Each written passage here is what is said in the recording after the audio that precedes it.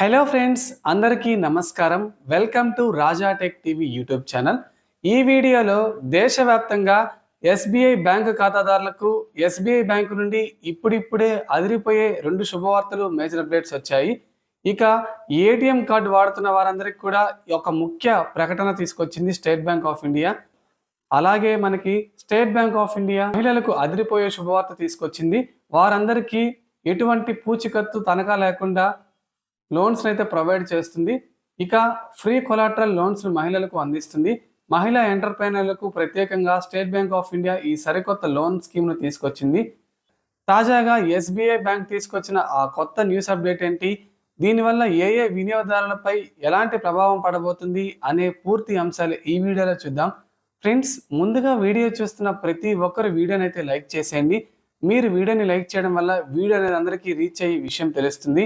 అలాగే మొదటిసారి ఎవరైనా మన ఛానల్ని విజిట్ అయితే బెల్ ఐకాన్ ట్యాప్ చేసి మన ఛానల్ని సబ్స్క్రైబ్ చేసుకోండి. ఇక సబ్స్క్రైబ్ చేసుకున్న వెంటనే పక్కనే మీకు షేర్ సింబల్ ఉంటుంది. ఈ వీడియోని మీ ఫ్రెండ్స్, ఫ్యామిలీ మెంబర్స్ అందరికీ షేర్ చేయండి, సో దట్ వాళ్ళు కూడా తెలుసుకుంటారు. ఇక లేట్ చేయకుండా టాపిక్ని స్టార్ట్ చేసేద్దాం.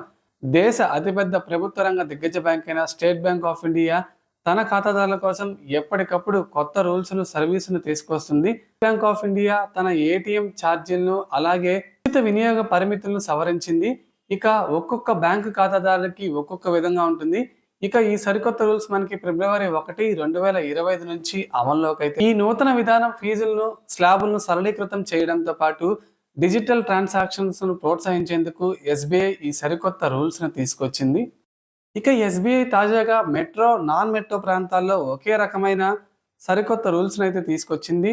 దీంతో మీరు ఏటీఎంలో చేసే ఫైనాన్షియల్ ట్రాన్సాక్షన్స్ అలాగే నాన్ ఫైనాన్షియల్ ట్రాన్సాక్షన్స్, ఎస్బీఐ బ్యాంకులో చేసే ట్రాన్సాక్షన్స్ అలాగే నాన్ ఎస్బీఐ ఏటీఎంలో చేసే ట్రాన్సాక్షన్స్ పై దీని రూల్స్ అయితే ప్రభావం చూపనున్నాయి. స్టేట్ బ్యాంక్ ఆఫ్ ఇండియాలో మనకి average monthly balance account holders కు ఉచిత ఫ్రీ ట్రాన్సాక్షన్స్ లో మార్పులను సవరించింది ఎస్బీఐ.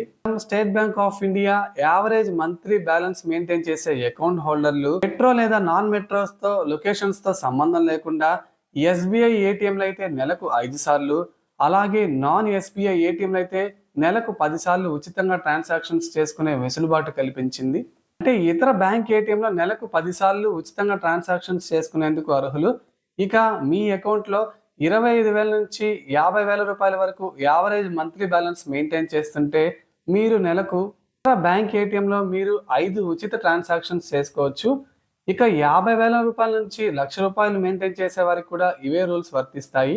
1,00,000 రూపాయలకు మించి యావరేజ్ బ్యాలెన్స్ మెయింటైన్ చేసే ఖాతాదారులందరూ ఎస్బీఐతో సహా ఇతర బ్యాంక్ ఏటీఎంలో కూడా అపరిమిత ఉచిత లావాదేవీలను అయితే చేసుకోవచ్చు. ఎస్బీఐ తమ ఉచిత లావాదేవీలు పరిమితికి మించినా కూడా రూల్స్ అయితే మీరు మీ నెలవారీ ఉచిత ఏటీఎం ట్రాన్సాక్షన్స్ ను వినియోగించుకున్న తర్వాత ఎస్బీఐ ఏటీఎంలో చేసే ప్రతి ట్రాన్సాక్షన్ కు 15 రూపాయలు ప్లస్ జిఎస్టీని అయితే వసూలు చేస్తుంది.